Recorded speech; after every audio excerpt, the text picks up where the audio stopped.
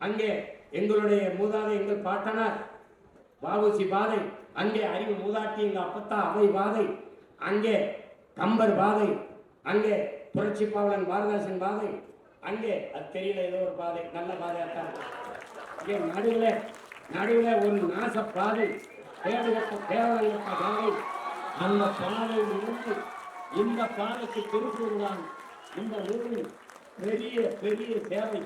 இந்த சேவையை செய்த என் அன்பு தம்பி, இந்தியாவிற்கென்று தனித்த இறையாண்மை கிடையாது. பல தேசிய இனங்களின் இறையாண்மை தான் இந்தியாவின் இறையாண்மை. பல்வேறு தேசிய இனங்களுக்குள் நிலவக்கூடிய ஒற்றுமை தான் இந்திய நாட்டின் ஒற்றுமை. சும்மா கமல்ஹாசன் அது நாங்க மாப்போசியே பார்த்துட்டோம், சீப்பா ஆதித்தனாரை பார்த்துட்டோம், முத்தமிழ் அறிஞர் கியாபி விஸ்வநாதரை பார்த்துட்டோம், அண்ணல் தங்கையை பார்த்துட்டோம், மறைமலை அடிகளை பார்த்துட்டோம், திருவிக்காவை பார்த்துட்டோம், எல்லாரையும் பார்த்த பிரபாகரம் சீமான பாத்தியாக வரலாற்றிலே முதன்முறையாக இப்போது நீ எதிரியை சந்திக்கிறேன். இப்பதான்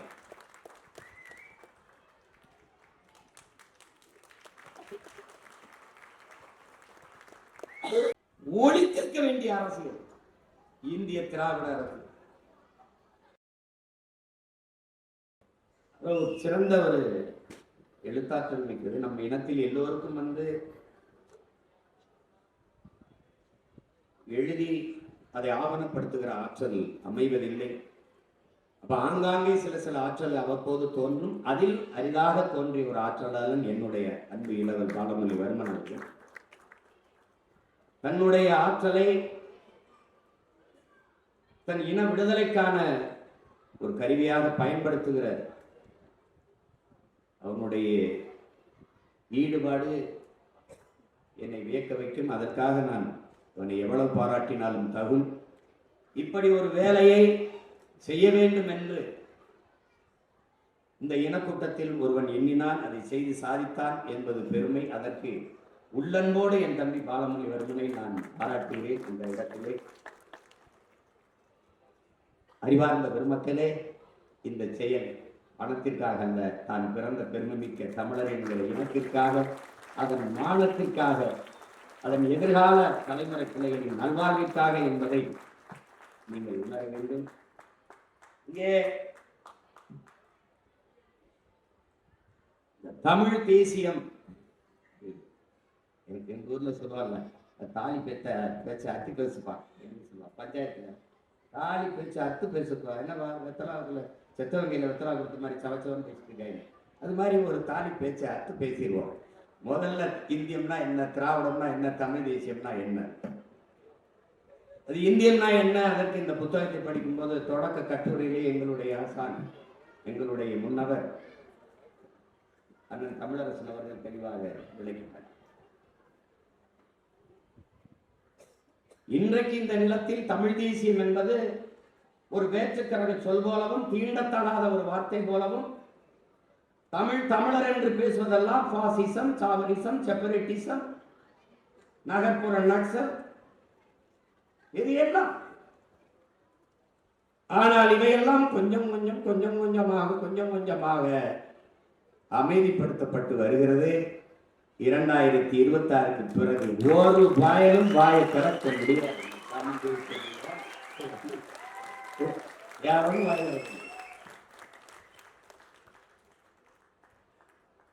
இங்கே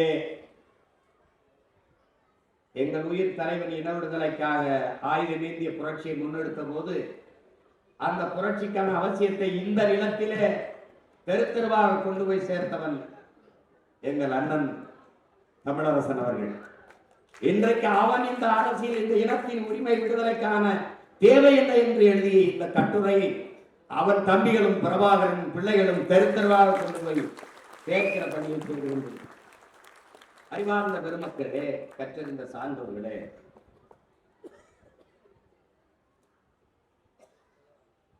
இந்தியம் என்பது ஒரு கற்பிதம், ஒரு உருவாக்கம். 563 சமஸ்தான இந்தியா, அதை அண்ணன் தமிழரசன் அவர்கள் எழுதியிருக்கிறார்கள். இந்தியா என்கிற ஒரு நாடு இருந்ததில்லை, உருவாக்கப்பட்டது. கற்றறிந்த அனைவரும் நீங்கள் அறிவீர்கள். பல்வேறு தேசிய இனங்கள், அதை ஆண்ட சிறு பெரு மன்னர்கள்,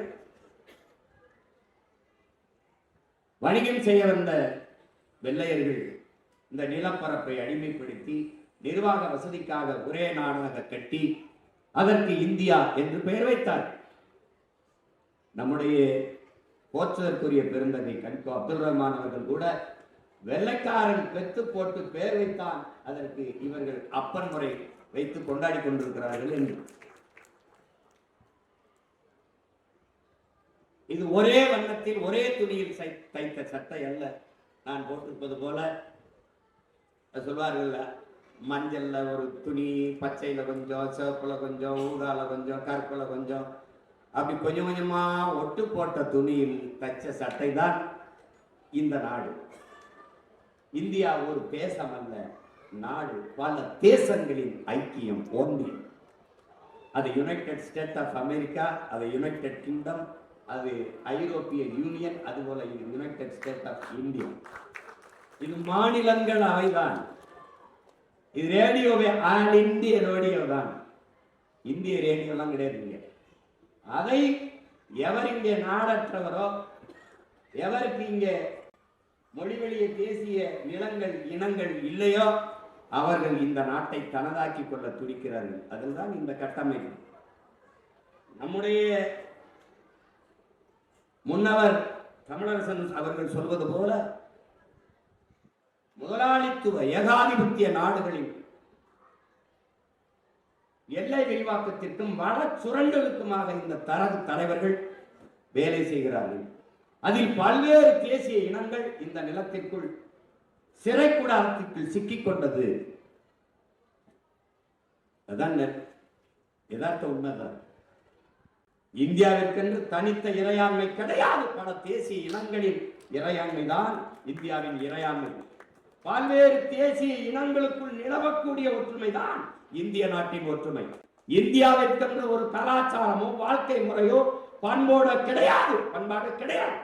தமிழன் பண்பாடு, தெலுங்கர் வாழ்வியல் பண்பாடு, கன்னட பண்பாடு, பீகாரியன், குஜராத்தின் அவனவனுக்கான இறையாண்மை, கலாச்சாரம், வாழ்க்கை முறை, பண்பாடு எல்லாவற்றையும் கொண்ட ஒரு கூட்டாஞ்சோறு தான் இந்தியாவின் பண்பாடு, ஒரு கலாச்சாரம்.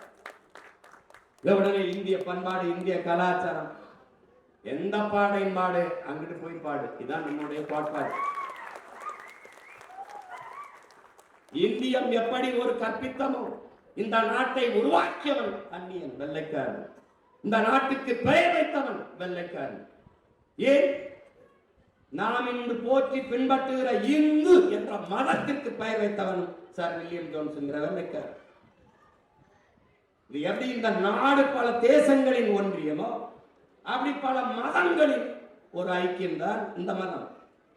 நாங்கள் சிவனை வழிபடுகிற சிவசைவம், முருகனை வழிபடுகிற சைவர்கள், அதிலும் வீர சைவர்கள், மாயோனை வழிபடுகிற வைணவர்கள், புத்தரை வழிபடுகிற பௌத்தர்கள்,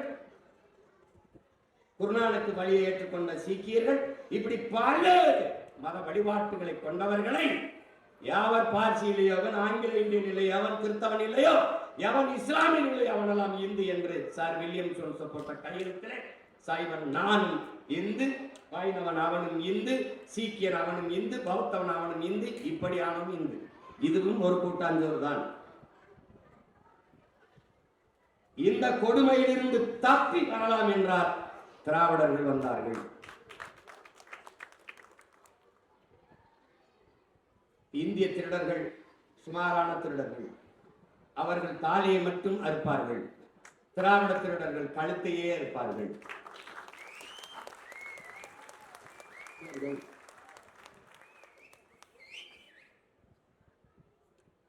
இவர்கள் எங்கள் ஐயா தக்கார் மாசோ விக்டர் அவர்கள் குறிப்பிட்டது போல 50,000 ஆண்டுகளுக்கு மூத்த ஒரு இனம். எங்களுடைய தாத்தா தேவினைய பாவாளர் தமிழ் பேரினம் 50,000 ஆண்டுகளுக்கு மூத்தது என்கிறார்கள்.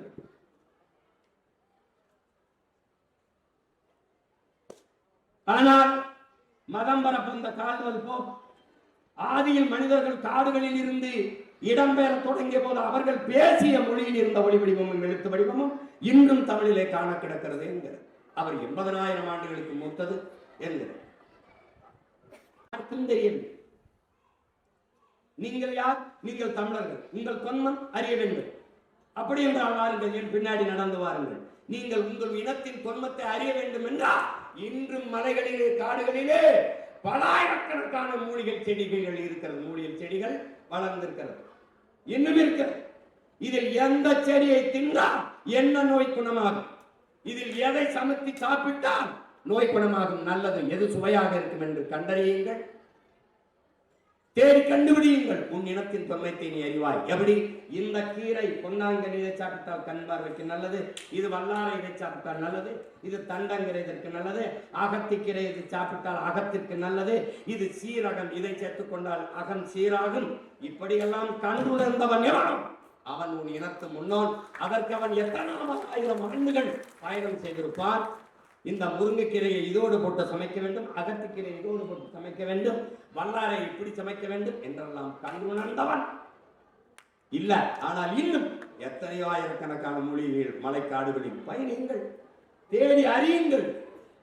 அப்போது திரும்பி பாருங்கள் உங்கள் முன்னவர்களை, உங்கள் இனத்தின் தொன்மையை நீங்கள் அறியலாம் என்கிறார். நீங்கள் வாருங்கள், 2000 ஆண்டுகளுக்கு மூத்தது திருக்குறள். அதற்கு முன்பு தொல்காப்பியம் என்ற இலக்கண நூல். தொல்காப்பியனே சொல்லுகிறான் 300 இடங்களில் என்பனார் புலவர். எனக்கு முன்னாடி பல பேர் சொல்லிட்டு. இப்ப நீங்க எப்படி தெரிஞ்சுக்கிறது? 2000 ஆண்டுக்கு முன்பது. யாரும் வள்ளுவருடைய அம்மாவுக்கு பிரசம் பார்த்தவங்க யாரும் இல்லைல்ல. ஒரு தோராய கணக்கு, 2000 வருஷத்துக்கு முன்னாடி வாழ்ந்துருக்கலாம். இதுல 1330 குறள் எழுதிருக்கலாம். சும்மா அப்படி சொல்லிட்டு போறதுதான். 5000 கூட எழுதிருக்கலாம். 300 ஆண்டுக்கு ஒரு முறை அந்த ஓலை சுவடி அப்படியே வைத்திருந்தாலே நொறுங்கி போகும் என்றால், ஒவ்வொரு 300 ஆண்டுக்கும் ஒரு முறை ஓலை சுவடியில் எழுதி எழுதி கடத்திய எல்லாரும் நம் வனப்பட்டுக்குரியவர்கள். நம்ம கைக்கு வந்தது கொஞ்சம். எத்தனை நொறுங்கி போச்சோ, எத்தனை யாக வழக்கு கொடுத்து தூக்கி போட்டானோ, அது போக நம்ம கைக்கு கிடைச்சது. ஆனால் 2000 ஆண்டுகளுக்கு முன்பு எழுதினான் என்று நம் மூதாதை வள்ளுவ பெருமகனாரை வைத்துக் கொண்டால் கூட ஒரு சொற்பிழை, பொருள் பிழை, எழுத்துப்பிழை ஏதுமின்றி ஒரு அறிஞர் உலக மானுட சமூகம் மனுப்பேதம் சொல்லாமல் ஏற்றுக்கொள்ளக்கூடிய ஒரு மறையை, ஒரு வாழ்வியல் நன்னறியை தந்திருக்கிறான் என்றால் அவனுக்கு தமிழ் சொல்லிக் கொடுத்தவன் எவன்? இதைத்தான் இந்த கம்ப ராமாயணம் என்ற காப்பியத்தை என் மண்ணிலே நாட்டரசன் கோட்டையிலே பிறந்த கம்பர் பெருந்தகை 15 நாளில் பாடினான் என்றால் நம்ப முடிகிறதா? அப்படிப்பட்ட காப்பியத்தை 15 நாளிலே பாடினான் என்றால் கம்பனுக்கு தமிழ் கற்றுக் கொடுத்த ஆசிரியர் பெருமகன் அவ்வையின் ஆசிரியர் யார்? சீர்தலை சாத்தனான், இளங்கோவன். இவனுக்கெல்லாம் எவன்டா தமிழ் சொல்லி கொடுத்தான்? தேடிப்போ, நீ யார் என்று தெரியும், உன் தொன்மம் தெரியும். எழுத படிக்க தெரியாது இருக்கிற உன் இனத்தின் முன்னோர் உலகத்திற்கு ஒழுக்கம், நாகரிகம், அறிவார் எல்லாவற்றையும் கற்றுக் கொடுக்க. ஒரு அரசாட்சி இப்படி செய்யணும், ஒரு உழவன் இப்படி வேளாண்மை செய்யணும், எல்லாத்தையும் பாடி தந்திருக்கான். அப்படிப்பட்ட ஒரு தொன்மை இனத்தின் மக்கள் நான். இப்ப ஆட்டத்துக்கு இந்த தமிழ் தேசியம் ஏன், எதற்கு, எப்படி? இப்ப நீங்க கேள்வி கேட்க மாட்டீங்க, நானே கேள்வி கேட்டு நானே படிப்பேன். இப்போ இந்தியம் ஒரே மொழி இந்தி, திராவிடம் இருமொழி, இருமொழி கொள்கை. தமிழ் தேசியம் இருமொழி கொள்கை என்பது ஏமாற்று கொள்கை, மும்மொழி கொள்கை என்பது மோசடி கொள்கை. இந்தியம் என்ன சொல்றது? மும்மொழி கொள்கை. இந்தி, இங்கிலீஷ், அதோட உங்க தாய்மொழியும் வச்சுக்கிறீங்க. இந்த மும்மொழி கொள்கை என்பது மோசடி கொள்கை, இருமொழி கொள்கை என்பது ஏமாற்று கொள்கை. கொள்கை மொழி எங்கள் உயிர் மொழி தமிழ்.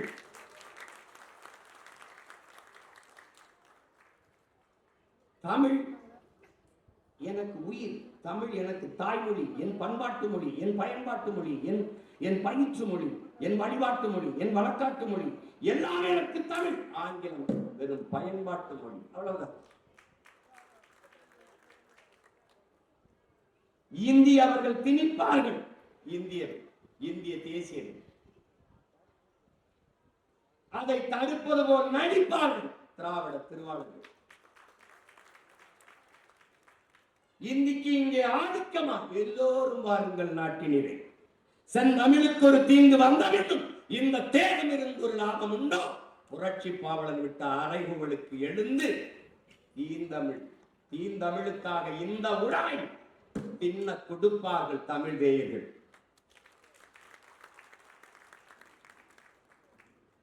இங்க நன்கு ஆழ கவனிக்கணும். ஒன்னு இந்தியை திணிப்பார்கள். திணிப்பதை எதிர்ப்பது போல நடித்து அதிகாரத்துக்கு வந்தார்கள். இப்போது எந்த இடத்தில் இந்தி இல்லை? இந்த கேள்வி நீங்கள் எழுப்பணும். இந்த ஒவ்வொரு கேள்வியிலும் பிறக்கும் தமிழ் தேசியம். ஏன், எதற்கு, எப்படி? கல்வி மானுட உரிமை, அதை கொடுக்க வேண்டியது அரசின் கடமை. இந்த இடத்திலே கல்வி மாநில உரிமை, அதை பறித்து கொண்டு போகும் இந்தியம், அதை வேடிக்கை பார்த்து கையெட்டும் திராவிடம். இல்லை, கல்வி மாநில உரிமை தர வேண்டும் என்று போராடி மீட்கும் அது தமிழ் தேசியம். என்னுடைய உரிமையை நீ எப்படி எடுத்துக்கொண்டு போகலாம் என்று கேள்வி எழுப்பும் அது தமிழ் தேசியம். மருத்துவம், மக்களுக்கு மருத்துவம் ஒரு மகத்தான சேவை. அது என் மக்களுக்கு தேவை. அதை எடுத்துக்கொண்டு வைத்தான் காலுக்கு கீழே போட்டு மேலே ஏறி உட்கார்ந்து கொள்ளும் இந்தி. எதிர்த்து போரிட்டு மீட்காமல் வேடிக்கை பார்க்கும் திராவிடம். இதை எப்படி நீங்கள் எடுத்துக்கொண்டு போகலாம்? கேள்வி எழுப்பி உரிமையை மீட்க போராடும் தமிழ் தேசியம். கச்சத்தீவு, கச்சத்தீவு, கச்சத்தீவு இந்தியாவினுடைய நிலமா? கச்சத்தீவு யாருடைய சொத்து? தமிழ் தேசிய மக்களின் சொத்து. எங்கள் மூதாதை சேதுபதி மன்னனுடைய சொந்த நிலம். மன்னர் மானிய ஒழிப்பிலே அந்த நிலப்பரப்பை எடுத்து எங்கள் இனத்தின் வரலாற்று பகைவன் சிங்களனுக்கு பரிசாக கொடுத்தது இந்தியம். கொடுத்த போது அதிகாரத்தில் இருந்து கொண்ட அற்ப பதவிக்காக வாயை மூடி கையை கட்டி இருந்தது திராவிடம். கச்சத்தீவை மீட்பது ஒன்றுதான் எங்கள் மீனவ மக்கள் சொந்தங்களினுடைய வாழ்வாதாரத்தை மீட்க இருக்கிற ஒரே வழி என்று போராடும் தமிழ் தேசியம். இன்று வரை 850 மீனவர்கள் இந்திய கடலுக்குள் சுட்டுக் கொல்லப்பட்டிருக்கிறார்கள். வலிமை மிக்க கடற்படை ராணுவம் அங்கே பாதுகாப்பு பணியை செய்கிறது. அன்பிற்குரிய தம்பி தங்கைகளே, என் அருமை பெற்றோர்களே, பேரன்பு கொண்டு நான் நேசிக்கும் தமிழ் பேரினத்தின் மக்கள், குஜராத்தில் அண்மையிலே ஒரு மீனவன் கைது செய்யப்பட்டு பாகிஸ்தான் கடற்படை ராணுவம் கொண்டு போகிற போது விரட்டி விரட்டி போய் விரட்டி பிடித்து அவனை மீட்டு கொண்டு வந்தது இந்திய கடற்படை ராணுவம். காட்சி இன்னும் மலைகளில் இருக்கிறது. அதே கடற்படை ராணுவம் இந்திய கடலுக்குள் இங்கே நிற்கிறது. அப்ப இலங்கை சிங்கள ராணுவம் எங்கள் மீனவ சொந்தங்களை கைது செய்கிற போது ஒரு மீனவனை கூட மீட்க பாதுகாக்க இந்திய கடற்படை ராணுவம் விரைந்து சென்று தடுத்து மீட்டு கொண்டு வராதது ஏன்? இந்த கேள்விதான் தமிழ் தேசியத்தின் பிறப்பு.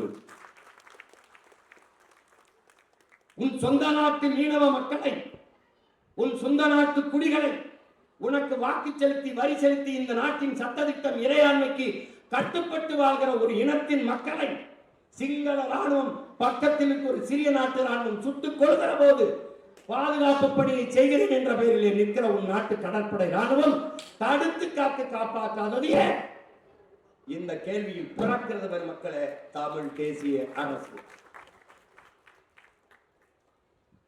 செத்து கடலிலே விழுந்து மிதக்கிற போது அந்த உயிரற்ற உடலை கூட மீட்டு தராத போது ஒரு கேள்வி எழுகிறதே, இந்த ராணுவம் அங்கே என்ன செய்து கொண்டிருக்கிறது, எதற்காக நிற்கிறது? அந்த கேள்வி பிறக்கிறது தமிழ் தேசியம். செத்து விழுந்த மீனவன் இந்த நாடுகளும் ஏடுகளும் இந்திய நாடாளுமன்றமும் எழுப்புகிறது. தமிழ் மீனவர்கள் சுடப்பட்டார்கள், தமிழ் மீனவர்கள் செத்தார்கள். அறிவார்ந்த பெருமக்களே, இலங்கை ராணுவம் இந்திய மீனவனை சுட்டது என்று நாடும் ஏடும் நாடாளுமன்றத்திலும் செய்தி பதியப்பட்டிருந்தால் அங்கே இந்திய தேசியம் இருக்கும். செத்து விழுந்த மீனவன், தமிழ் மீனவன் செத்தான் என்று செய்தி பெறுகிற போது அவன் செத்த இடத்திலே இந்திய தேசியம் இறந்து தமிழ் தேசியம் பிறந்து விடுகிறது. தன் மகனை,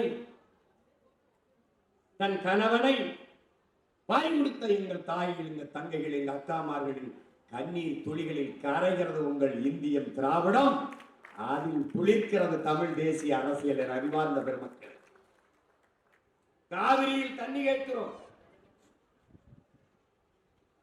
ஏன் தர மறுக்கிறார்கள்? இந்த கேள்வி. எங்களை அடித்து விரட்டுகிறார்கள், எதற்காக அடிக்கிறார்கள் என்ற கேள்வி. நாங்கள் இந்த நாட்டின் குடிகள் தானே. எங்களை அருகில் இருக்கிற சகோதர மாநிலத்தில் அடித்து விரட்டுகிறார்களே, இதை தடுத்து கேட்காமல் கண்டிக்காமல் எப்படி உங்களால் இருக்க முடிகிறது? இந்த 3 கேள்விகள் தான். ஏன், எதற்காக, எப்படி? இந்த கேள்விதான் தமிழ் தேசிய அரசியலின் பிறப்பிடம் பெருமக்கள். சொந்த நாட்டுக்குள் அடித்து விரட்டுகிறார்கள், அகதியாக இடம்பெயர்கிறோம். இந்த நாட்டின் தமிழ் பேரின மக்கள் இவர்கள் யார்? தெற்காசிய முழுமைக்கும் பரவாயில்ல பேரினத்தின் மக்கள். மற்ற எல்லா இன மக்களும் வந்து குடியேறுகிறார்கள் என்று அமெரிக்காவின் ஹார்வர்ட் பல்கலைக்கழக பேராசிரியர் பெருமக்கள் டோனிவுட் ஜோசப்பும் ரிச்சர்டு மார்டினும் தன் ஆய்வு கட்டுரையிலே நிறுவியிருக்கிறார். அறிவாசான அம்பேத்கர் ஆகச் சிறந்த உலகிலே ஆகச் சிறந்த கல்வியாளர். இந்த நிலப்பரப்பு முழுதும் தமிழை தாய்மொழியாக கொண்ட நாகர்கள் தான் பரவி வாழ்ந்தார்கள் என்று இந்த துணைக்கண்ட முழுமைக்கும் பரவி வாழ்ந்த ஒரு இனத்தின் மக்கள் தங்கள் நிலத்தில் வளத்தை எல்லாருக்கும் புதுமையாக்கினார். நரிமணம் பெற்றோர் எல்லோரும், நெய்வேலி பழுப்பு நிலக்கரி எல்லோரும், கூடங்குளம் அணு உலை எல்லோரும், மீத்தேன் ஈத்தேன் எல்லோரும், என் நிலத்தின் வளங்கள் எல்லோரும். ஆனால் அவரவர் மாநிலத்தின் நீர் வளம் அவரவருக்கு. காவிரி கன்னடருக்கு, முல்லை பெரியார் கேரளாவில் வாழ்கிற மலையாளிகளுக்கு. ஆனால் தமிழரின் வளம் எல்லோருக்கும் பொதுமை. இங்கே தமிழனின் பேரன்பு இழுச்சவாய்த்தனமாகவும் ஏமாற்றாகவும் ஆக்கப்படுகிறது. அருகில் இருக்கிற சகோதர மாநில மக்களுக்கு கிடைக்க வேண்டிய நியாயமான நதிநீர் உரிமை கிடைக்க செய்ய வேண்டும் என்பது இந்திய பெருநாட்டை ஆளுகிற பெருமக்களின் கடமை. தன் மாநில மக்களின் உரிமையை பாதுகாக்க துடிப்பது போல அருகில் இருக்கிற சகோதர மக்களின் மாநில உரிமையும் பாதுகாக்க வேண்டும் என்று துடிப்பது கர்நாடகத்தை ஆளுகிற பெருமக்களின் பொறுப்பும் கடமையும். ஆனால் காவிரி நதி நீர் என்று கேட்கிற போது தமிழனை சரியாக பட்டியலிட்டு தேடி தேடி அடித்து அவன் கடைகளுக்கு தீ வைப்பது, அவன் விளைநிலங்களுக்கு தீ வைப்பது, அவன் உடைமைகளை பறிப்பது, அவனை அடித்து விரட்டுவது என்று செய்கிற போது இந்த நாட்டின் ராணுவம் என்ன செய்து கொண்டிருக்கிறது? என்ன செய்து கொண்டிருக்கிறது? எங்களை சொந்த நாட்டிலே அடித்து விரட்டி அகதியாக வருகிற போது என் அப்பன் வயதை வைத்தவனை உடையெல்லாம் கலட்டி அருள் நிர்வாணப்படுத்தி அவன் முதுகிலே ஓங்கி நீ தமிழனா என்று கேட்டு அடித்த போது அவன் முதுகிலே விழுந்த அடியில் ஏற்பட்ட அதிர்விலே வெடித்து பிறந்ததனா தமிழ் பேசி.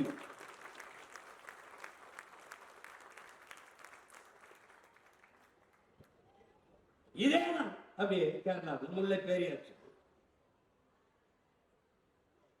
என்னுடைய மலைகளை, என்னுடைய மலை வளத்தை, என் பூமி தாயின் மார்பை, என் தாயின் முளை மார்பில் இருந்து பால் வந்தது போல என் பூமி தாயின் மலை மார்பில் இருந்து வந்த அருவி, அந்த அருவியில் இருந்து எனக்கு ஆறு நீர் சோறு வயிறு வாழ்க்கை உயிர் எல்லாம் வந்தது. அந்த மலையை நோக்கி கல்குவாரி எம்சான் என்று கொண்டு போகிறாயே.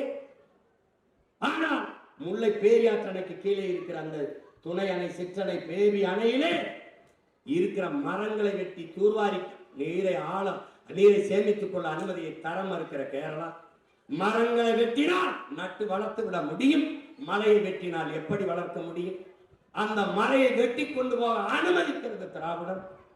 எப்படி வெட்டி கொண்டு போகலாம் என்று கேள்வி எழுப்புகிறது தமிழ் தேசியம். இதை வேடிக்கை பார்த்து நிற்கிறது இந்தியம். ஏன் வேடிக்கை பார்த்து நிற்கிறீர்கள்? எப்படி உங்களால் வேடிக்கை பார்த்து நிற்க முடிகிறது? எங்கள் வளங்களை எடுத்துக் கொண்டு போய் உங்கள் குப்பைகளை கொண்டு வந்து எங்கள் தாயின் முகத்தில் வீசுகிறீர்களே. இதை எப்படி ஏற்பது? இந்த கேள்விகள் தான் தமிழ் தேசிய அரசியலின் பிறப்பிடம் என்னுடன் பிறந்தார்களே. இதுதான் சுற்றி தண்ணி தர மறுக்கிறார்கள். ஆனால் நம் நிலத்தின் வளங்களை எல்லாம் அள்ளிக்கொண்டு போகிறார்கள், கொள்ளை கொண்டு போகிறார்கள். பொழுதெல்லாம் எங்கள் செல்வம் கொள்ளை கொண்டு போகவோ, நாங்கள் இங்கு சாகவோ, அழுது கொண்டு இருப்போமோ, ஆண் பிள்ளைகள் அல்லவோ, உயிர் வெல்லமோ என்று பெரும்பாவலன் பாட்டன் பாரதி பாடியது போல நாம் அழுது கொண்டு நிற்கிறதுக்கு அற்ப பலர்கள் அல்ல, உலகத்தில் தோன்றலும் தோன்ற முடியாத ஒரு பெரும் புரட்சியாளர் பிரபாகரனின் பிள்ளைகள் நாம். இதை வேடிக்கை பார்த்துக் கொண்டு எப்படி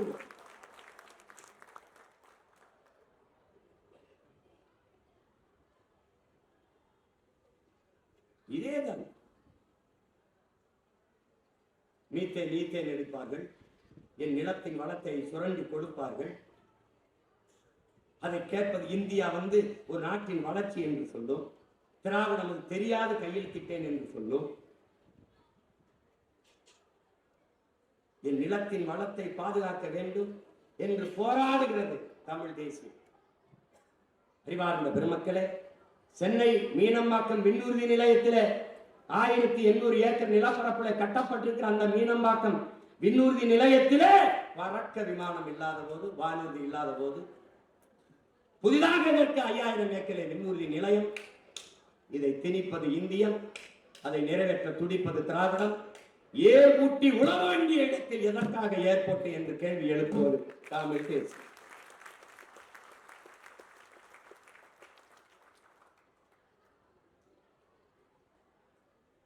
நீங்கள் ஸ்டெர்லைட்டை மூடிவிட்டால் தாமிரத்தின் தட்டுப்பாட்டை எப்படி சரி செய்வீர்கள்? தாமிரத்தின் தட்டுப்பாட்டை பேசுகிற மக்களே, தண்ணீர் தட்டுப்பாட்டை பேச மறுப்பது ஏன் என்ற கேள்வியை எழுப்புவது தமிழ் தேசியம். இந்தியை திணித்து என்னரும் தமிழ் மொழியை சிதைத்து அழிப்பார்களோ என்று உயிரீகம் செய்த நடராஜனின் மூச்சு காற்று உழவுகிற இந்த மண்ணிலே அந்த மூச்சு காற்றை சுவாசிக்கிற பிள்ளைகளின் பேச்சும் மூச்சும் தமிழ் தேசியம், தமிழ் தேசியம், தமிழ் தமிழர் என்றுதான் எச்சரிக்கை. ஈழப்படும் சின்னச்சாமி மொழிக்காக கொளுத்தினானே உடம்பில் தீயை, அந்த பத்தி எரிகிற நெருப்பிலே எரிந்த நெருப்பிலே எரிகிறதா தமிழ் தேசிய பேரொளி புரட்சி தீ.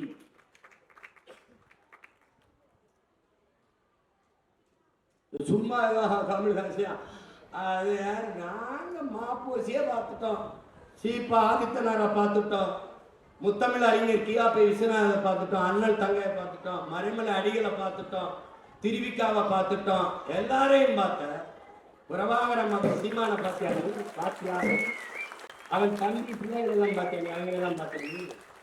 வரலாற்றிலே முதன்முறையாக இப்போது நீ எதிரியை சந்திக்கிறீங்க. இப்பதான்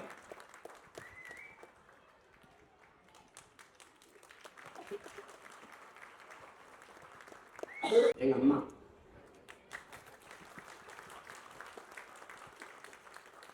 பேர் மட்டும் இல்ல, ஆளே அற்புதம் தான்.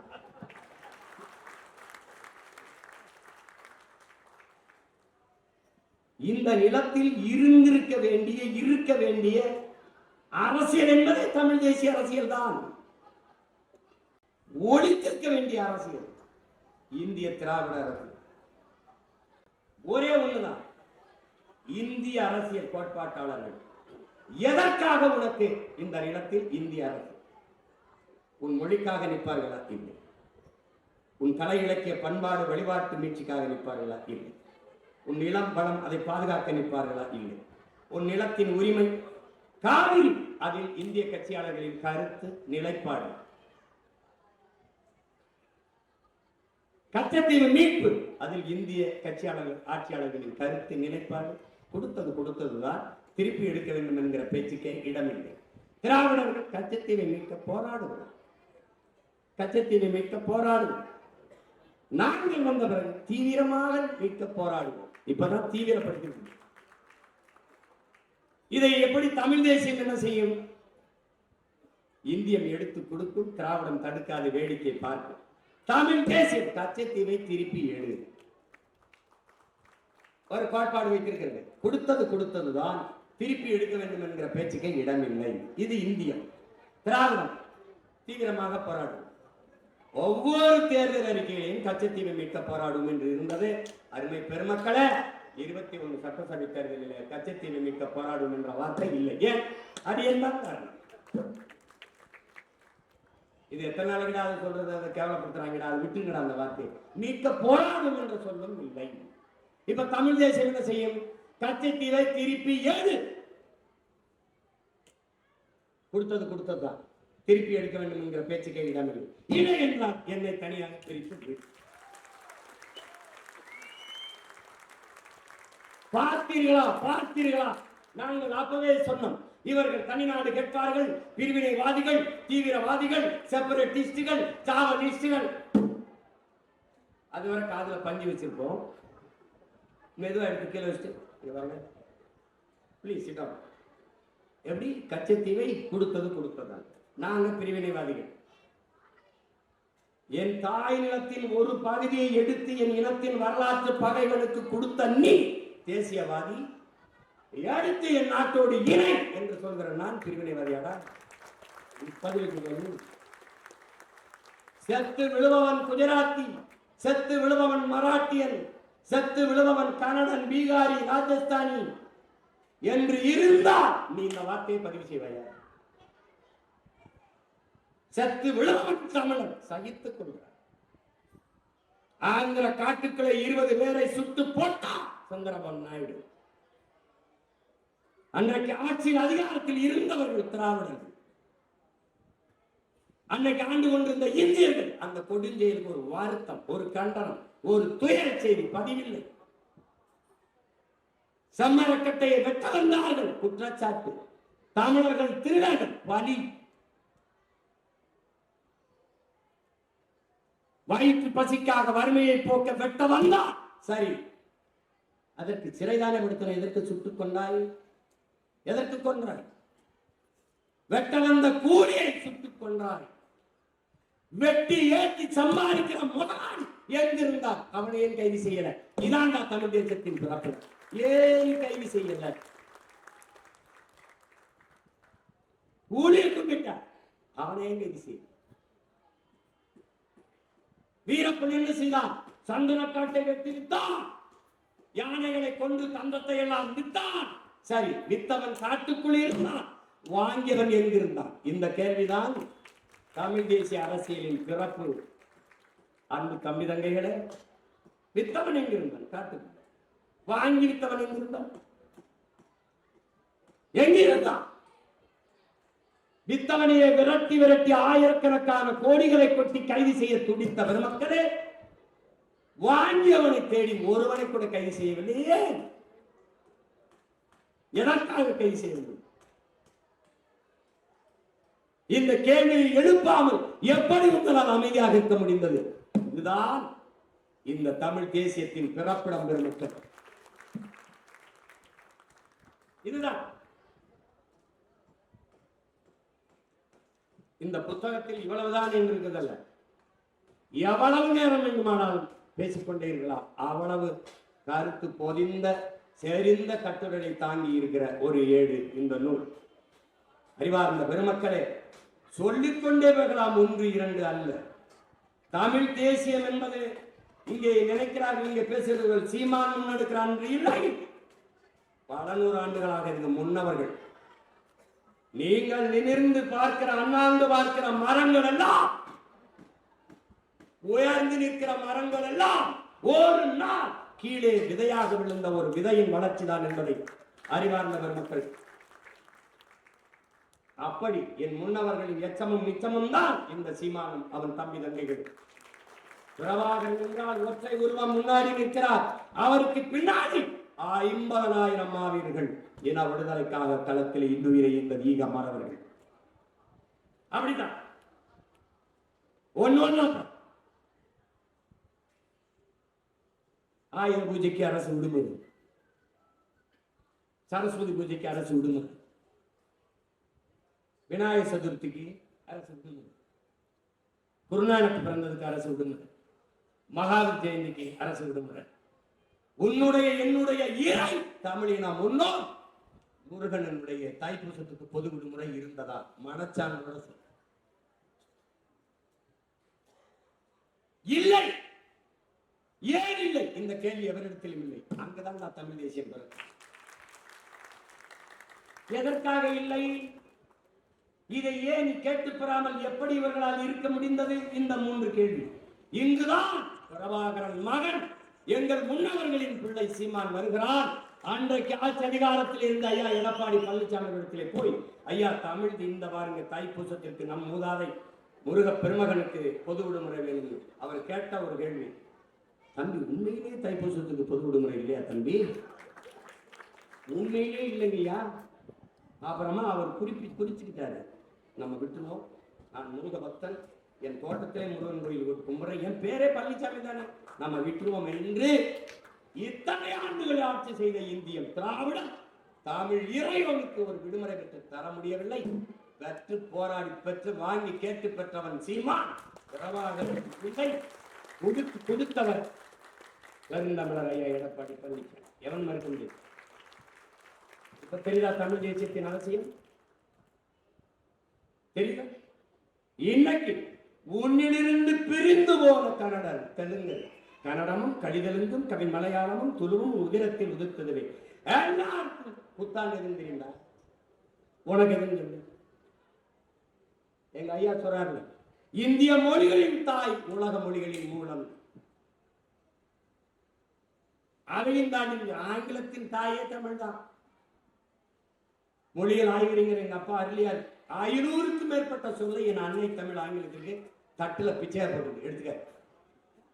என்னுடைய கொல் அவனுடைய கீழ், என்னுடைய உடல் அவனுடைய எஸ்போர்ட் ஒரு சடன், என்னுடைய பேச்சு எஸ்போர்ட் ஸ்பீச், என்னுடைய பஞ்சு எஸ்போர்ட்டா ஸ்பாஞ்சு, உடன் அவன் சடன் தான். என்னுடைய கட்டுமரான் அவனுடைய கட்டுமரான், என்னுடைய நாவாய் அவனுடைய நேவாய் நேவி, என்னுடைய கலாச்சாரம் அவனுடைய கல்ச்சர், என்னுடைய காசு அவனுடைய கேசு. எல்லாம் திருட்டு போய மொழியை வச்சுக்கிட்டு அவன் அத படி அறிவு வந்துருது. அடுத்தவன் மொழி எப்படி உனக்கு அறிவாகும்? அடுத்தவன் மொழி எப்படி உனக்கு அறிவாகும்? இயேசு பிறந்து 500 ஆண்டுகளுக்கு பிறகு ஆங்கிலம், இயேசுபிரான் பிறப்பதற்கு 500 ஆண்டுகளுக்கு முன்பே தமிழனின் தொன்மை இலக்கண நூலான தொல்காப்பியம் இருக்கிறது. உருவாகல, இருக்கிறது. நீ எனக்கு ஆங்கிலம் படி, அதுபடி. பிரிட்டன்ல பிச்சைக்காரன் கூட இங்கிலீஷ் தான் பிச்சை வைக்கிறான். அமெரிக்கால பள்ளிக்கூடம் போகாத கூட ஆடும் அழகா ஆங்கிலம் பேசுறான். அது அறிவா? இவன் ஹிந்தி படி, ஹிந்தி படிங்க. ஹிந்தி படிச்சா வேலை கிடைக்கும். எதுக்குடா 1.5 கோடி பேர் ஏன் வீட்டுல வந்து தட்டை இருக்கான்? இது சோறு பப்படி சொத்து வைக்கிறோம்ல, எந்த விடுதியிலையாவது நம்மால் வேலை செய்யறானடா? எல்லாம் ஹிந்திக்காரங்க. காடி கராக, ஜல்தி ஆரோ, பாடி கராக, எல்லாம்.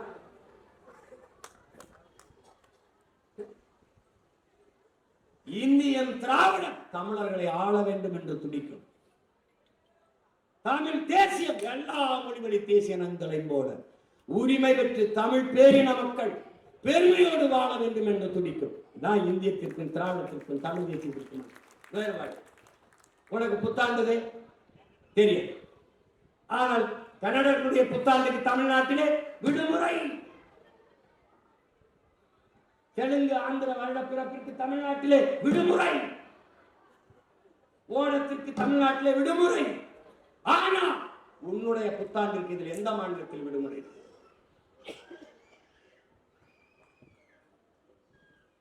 ஆமா, ஏன் இல்லைன்னு கேட்டீங்கன்னா, நீ இந்தியனும் இல்ல திராவிடனும் இல்ல, நீ தமிழ் தேசியம். தற்சாலி வராங்க, அவ்வளவுதான். அவ்வளவுதான் மைனாள், இவ்வளவுதான். சும்மா கதை விடுவான். அன்னைக்கு சீமான் வரும்போது இவெல்லாம் ஒரு ஆளா சீமான் இருப்பான், கதை எழுதுவான், இவெல்லாம் ஒரு ஆளா. அப்படித்தான் இருந்தேன். எப்ப 2008 பிப்ரவரி வர. அதுக்கப்புறம் எப்படி தெரியுமில்ல, என் துவக்கில் இருந்து வருகிற தோட்டாவிற்கு என்ன வலிமையா தம்பி, உன் வாயில் இருந்த மக்கள் ஒன்றும் பிரச்சனை இல்லை. 26க்கு பிறகு திராவிடம் மண்ணுதான், தமிழ் தேசியம் மட்டும்தான்.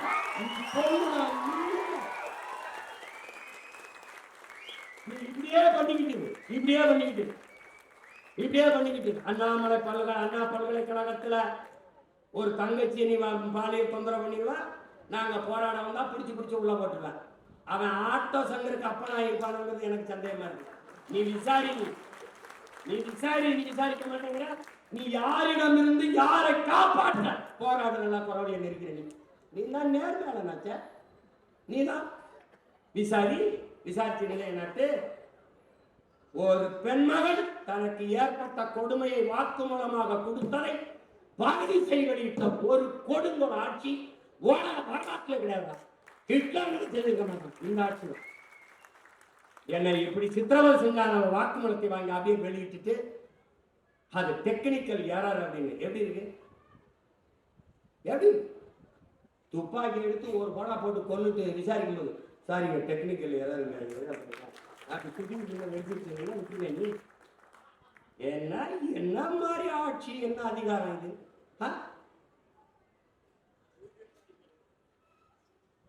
கடைசியா அந்த பொங்கலுக்கு இனாம் கொடுத்து படுத்துக்கிட்டு இருந்தா அதுக்கு இப்ப காசு இல்லை. அதுக்கு காசு இல்லை. எங்க பய மக்கள் 4 வேலை 5 மணிக்கு போய் சாயந்தரம் பொழுது கிளம்பி பொழுது சாய ஓடச்சு ரத்தம் வேர்வையா உருகி ஓட, உடம்பெல்லாம் உப்பு பூக்க, காலில் பெருவெடிப்பு வெடிக்க, கண்ணு முடி பிதுங்க, கண்ணச்சத தொங்க, வெம்பாடு மட்டும் உடச்சு ஒரே ஒரு பண்டிகை பொங்கல் அவனுக்குன்னு இருக்கிற பண்டிகை. அதுக்கு அரை கிலோ அரிசி, கொஞ்சோண்டு சக்கரை, ஒரு முளை கரும்பு, ஒரு முளை தயிர், அது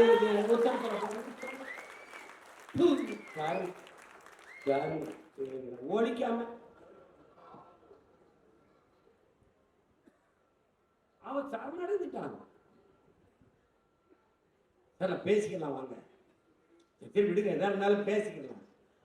இவன் அப்படிதான். நீ கூட்டணி போகாம என்ன பண்ணுவ? என்னக்கே வந்து போற உனக்கு என்னக்கே வந்து போறையா உனக்கு அதுல உங்க கட்சிக்காரர்கள் சொல்லுவார். அது நானே கவலை பண்ணி கவலைப்படுறேன். நான் சொன்னேன் என் கட்சி கூட்டத்துல இருந்து நில்லு.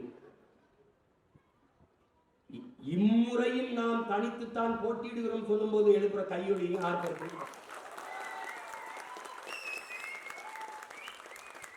கூட்டணி வைக்கவில்லை என்றால் தற்கொலை, கூட்டணி வைப்பது என்பதே தற்கொலை. எதற்காக கூட்டணி? யாரோட கூட்டணி? இந்த நிலப்பரப்பில் பெரிய கூட்டணி வைத்திருக்கிற ஒரே மகன் நான் தான். நாம் தான் கட்சிதான். எப்படி செய்வான்? எவனவன் 2000 3000 ஏக்கர் விளை நிலத்தை என் ஆண்டோனும் முன்னோனும் உழுது உழுது உழுது தெல்லு உழுதியா ஆக்கி காட்டை மேட்டை திருத்தி விளைநிலங்களாக மாற்றி வைக்கிற என்னுடைய நிலத்தை நீ எவ்வளோ முதலாளிக்கு தொழிற்சாலை அமைக்க எடுத்துக் கொடுப்பாய் என்று எந்த தொழிற்சாலை அரிசி பருப்பை விளைய வைக்கும் உற்பத்தி செய்யும் என்று கேள்வி எழுப்புகிற அறிவார்ந்த பெருமக்கள், தொழிற்சாலை வேலை கொடுக்கும், வேலையை சம்பளம் கொடுக்கும், சம்பளத்தை வைத்து என்ன செய்யலாம்? சாப்பிடலாம். சாப்பாடு யார் இருப்பான்? இந்த கேள்வியை எழுப்புற ஒவ்வொரு மகனும் என்னோட கூட்டணி. விண்வெளிக்கு விண்கலத்தை அனுப்புகிற விஞ்ஞானிகள் சாப்பாடை அவருக்கு விவசாயி தான் அனுப்ப வேண்டும். சந்திர மண்டலத்துக்கு சந்திராயனை அனுப்புகிற சயின்டிஸ்டுகள் அவருக்கு சாப்பாடை சம்சாரி தான் அனுப்ப வேண்டும். இந்த சிந்தனை இருக்கிற எவனும் என்னோட கூட்டணி. நச்சு ஆலைகளை நிறுவுகிறாய், இதை வளர்ச்சி என்று கட்டமைக்கிறாய். தனிப்பெரும் முதலாளிகளின் வளர்ச்சியை ஒட்டுமொத்த நாட்டின் வளர்ச்சியாக கட்டமைத்து ஏமாற்றுகிறாய் என்று எழுகிற ஒவ்வொரு இளைஞனும் தம்பியும் தங்கையும் என்னோடு கூட்டணி. 14,000 ஆசிரியர் பெருமக்கள் தேர்வெழுதி தேர்ச்சி பெற்று பணி நியமனத்திற்காக காத்திருக்கிறவர்கள் என்னோடு கூட்டணி. பகுதி நேர ஆசிரியர் பெருமக்கள் நிரந்தர பணியை தர வேண்டும் என்று போராடுகிறவர்கள் என்னோடு கூட்டணி. ஓய்வற்றவர்கள் போக்குவரத்து தொழிலாளர்கள் எங்களுக்கான பிடித்த பணத்தை தராமல் பிடிவாதம் பிடிப்பது ஏன் காலத்திலே போராடுகிற ஒவ்வொரு தொழிலாளியும் என்னோடு கூட்டணி. இந்த நாட்டிலே பிரச்சனை என்று முன்னின்று களத்திலே போராடுகிற பல லட்சக்கணக்கான மக்கள் நாம் தமிழர் கட்சியோடு கூட்டணி. அப்படி பார்த்தால் இந்த நிலத்திலே பெரிய கூட்டணி தமிழ் தேசிய கட்சி, நாம் தமிழர் கட்சி வைக்கிற கூட்டணி தான். ஏன் நான் கூட்டணி வைக்க மாட்டேன்? ஒரு சித்தாந்த கட்சி. உலகத்தில் எந்த இனத்திலும் தோன்றாத மாபெரும் தலைவன் தோன்றிய இனத்தின் மக்கள் நாங்கள். எங்கள் தலைவன் பிரபாகரனோடு எந்த தத்துவமும் கூட்டணி வைக்கலாம். இல்லாத இந்தியம் திராவிடம் இந்த சித்தாந்தங்களை வச்சு ஆண்டு அழித்து விட்டீர்கள்.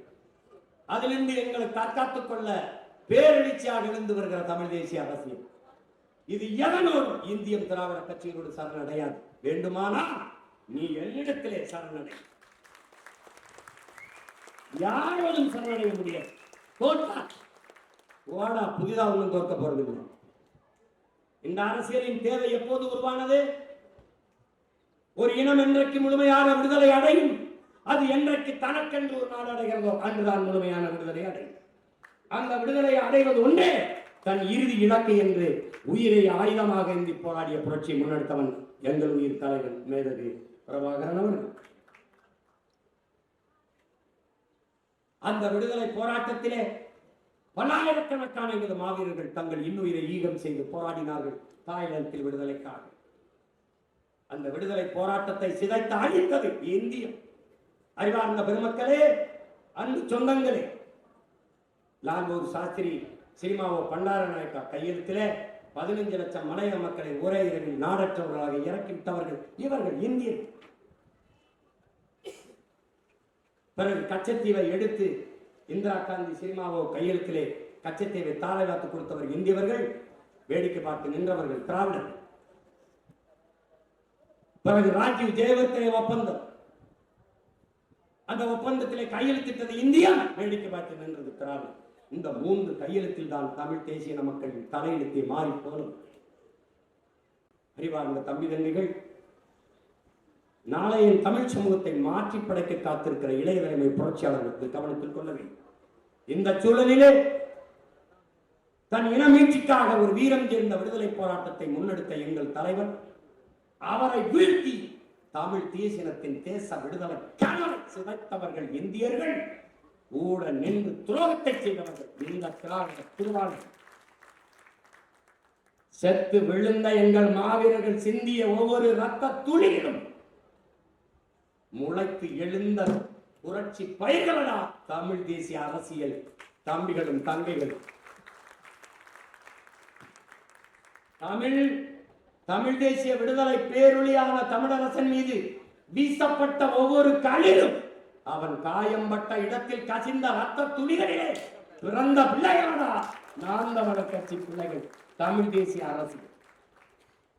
செத்து கிடந்த லட்சக்கணக்கான பிணங்களை கட்டி பிடித்துக் கொண்டு ஆதரவற்று அரற்றி அழுகும் போது கண்ணீர் துடைக்க கை நீளாத காலத்திலே கதறி துடித்த என் தாய்மார்கள் வைத்த ஒப்பாரியிலும் சிந்திய கண்ணீரிலும் கதறலிலும் ரத்தத்திலும் கருக்கொண்டு உருவான புரட்சிகர போர் படையான நாம் தமிழர் கட்சி என்கிற தமிழ் தேசிய அரசியல். இதை வீழ்த்துவன் என்பது தம்பி, நீ நீட்டவும் மடக்கவும் முடக்கவும் வைக்கிறது கொடையில தம்பி. பிரபாகரன் என்ற பெரும் தலைவரின் அரசியல் புரட்சி படம். ஆயுதம் மித்தம் வைத்ததாய் அரசியலால் வென்று முடிப்போம். அந்த ஆயுதம், இந்த ஆயுதம் எம் முன்னவர்கள் எங்களுக்கு தந்தறிய அறிவாயுதம். அந்த அறிவாயுதத்தை தொகுத்து பகுத்து ஒவ்வொரு தமிழ் தலைமுறை தம்பிகளின் கையிலே கொடுத்திருக்கிற என்னுடைய தம்பி பாலமுரளிவர்மன் மிகுந்த போற்றுதற்கும் பாராட்டுதற்கும் உரியவன். துணிந்து இந்த நூலை வெளியிட இந்த களத்திலே வந்தவன் என்னுடைய தம்பி வேடியப்பன். இந்த அவனுக்கு எவ்வளவு பாராட்டினாலும் தகும். இந்த நிகழ்வை நடத்துவதற்கு இது இந்த பப்பாசி இந்த அரங்கிலே எங்களுக்கும் ஒரு அனுமதி கொடுத்து, குறிப்பாக என்னையே பேச அனுமதித்த இந்த அரங்கத்திலே இங்கே எங்கள் அறிவாசான், எங்களுடைய வள்ளுவ பெருமகனார், எங்கள் மரமொழியான் வள்ளுவர் பாதை, அங்கே எங்களுடைய மூதாதை வள்ளலார் பாதை, அங்கே எங்களுடைய மூதாதை எங்கள் பாட்டனார் வாவுசி பாதை, அங்கே அறிவு மூதாட்டி எங்கள் அப்பத்தா அவை பாதை, அங்கே கம்பர் பாதை, அங்கே புரட்சி பாவலன் பாரதாசன் பாதை, அங்கே அது தெரியல ஏதோ ஒரு பாதை, நல்ல பாதையாத்தான். இங்கே நடுவில் ஒரு நாச பாதை, தேவலங்கப்ப பாதை. அந்த பாதையில் இருந்து இந்த பாதைக்கு திருப்பூர் தான் இந்த ஊரில் பெரிய பெரிய சேவை. இந்த சேவையை செய்த என் அன்பு தம்பி, இந்த டிஸ்கவரி வெளியீட்டகத்தின் உரிமையாளர் என் தம்பி வேடியப்பன் அவர்களுக்கும் இந்த நூலை தொகுத்து அரும்பாடாற்றி தொகுத்து வழங்கி இருக்கிற நார்வீர் இளவன் பாலமுரளிவர்மன் அவர்களுக்கும் அரங்கத்தை கொடுத்து அருளிய பெருந்தகையாளர் ஐயா பப்பாசியினுடைய தலைவர் ஐயா சேது சொக்கலிங்கம் அவர்களுக்கும் என்னுடைய அன்பும் வணக்கமும். புரட்சி எப்போதும் வெல்லும், ஒரு நாள் தமிழ் தேசியர்களின் வெற்றி சொல்லும். தமிழ் தாய் வாழ்க, தலைவர்